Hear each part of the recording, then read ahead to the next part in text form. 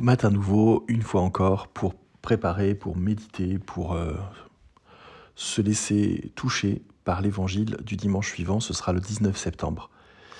Et la phrase que j'ai choisie, on l'a souvent entendue, en tout cas ceux qui connaissent un peu l'évangile l'ont souvent entendue, mais peu explorée.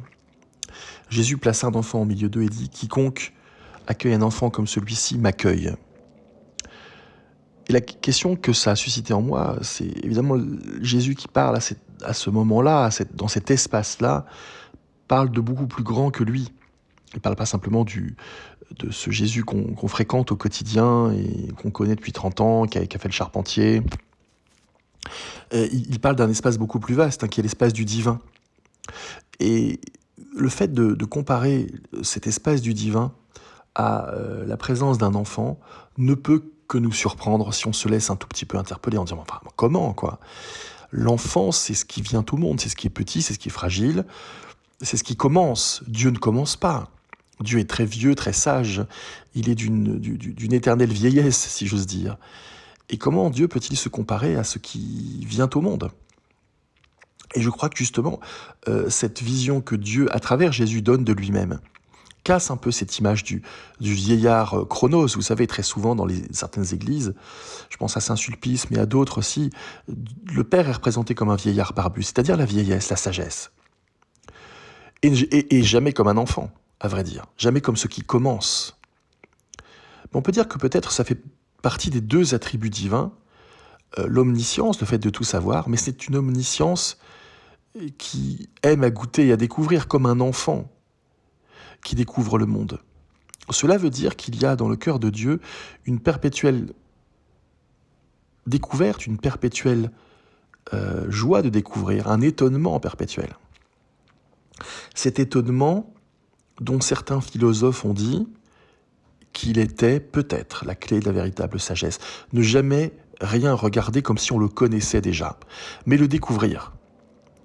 Regarder chaque expérience de l'existence comme si elle était nouvelle. Ce qui peut être très compliqué parce que plus on vieillit, plus en quelque sorte le passé devient majoritaire. Et plus nous avons été formatés par notre éducation, nos croyances, et puis surtout les événements qui nous sont arrivés. Et quand il nous est arrivé dans certaines situations 999 fois la même chose, on va avoir du mal à ne pas croire que la millième va être la même. On va avoir du mal à s'imaginer que la millième, elle est ouverte.